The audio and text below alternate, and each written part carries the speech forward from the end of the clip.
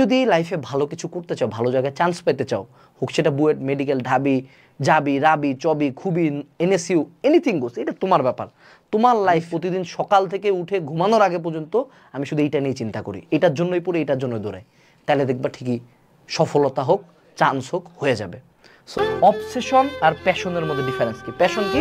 যে যেমন ধরো যে আমি বললাম যে আমার আর্ট করতে খুব ভালো লাগে, সবাই বলবো আরে সেরা, আর্ট তো খুব ভালো, ক্রিয়েটিভিটি বাড়ায়, হ্যান ত্যান, সবাই খুব সাপোর্ট দিবে।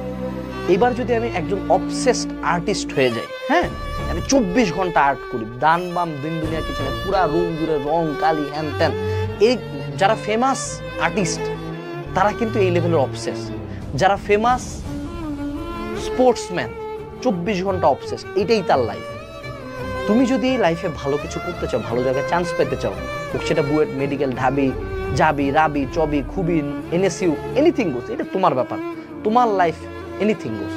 তুমি যখন প্যাশনেট থাকবা তখন সবাই তোমাকে সাপোর্ট দিবে, বাট যেই দিন তোমার মধ্যে অবসেশনটা চলে আসবে যে তুমি খাওয়া ঘুম না 24টা ঘন্টা তুমি এটা ছাড়া আর কোনো কিছু ভাবোই না, ভাবতে পারো না, তোমার পুরো লাইফ এটার উপর ডিপেন্ড করে, ওই দিন দেখবা যে আশপাশের মানুষজন বলছে তুই পাগল নাকি, এত তো দরকার নাই আমার, কিন্তু এইটাই দরকার, এইটাই দরকার। কারণ বাংলাদেশে দেখো, বাংলাদেশে ভালো ছাত্ররা একটা ভেষ ধরে থাকে যে আরে আমি বেশি পড়ি নাই, চান্স পাওয়াদের কথা শুনবো আরে কিছুই পড়ে নাই, মনে করো বিড়ির আগুন দিয়ে পড়ে চান্স পেয়ে গেছে, কিন্তু পাগলের মতো পড়ছে।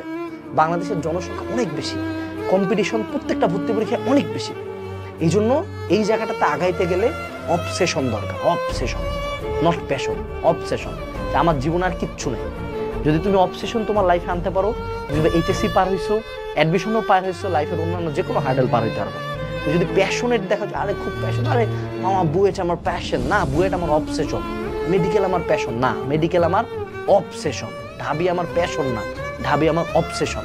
আমি প্রতিদিন সকাল থেকে উঠে ঘুমানোর আগে পর্যন্ত আমি শুধু এইটা নিয়ে চিন্তা করি, এটার জন্যই পড়ে, এটার জন্যই দৌড়াই, তাহলে দেখবা ঠিকই সফলতা হোক, চান্স হোক, হয়ে যাবে। সো এইচএসসির পড়া নিয়ে অবসেশনটাতে ঢুকে পড়ো, দেখবা সরসরায় সিলেবাস আগাচ্ছে। আশা করা যায় এই ভিডিওটা তোমাদের কামব্যাকের জন্য ইনাফ ছিল। আসসালামু আলাইকুম, টাটা।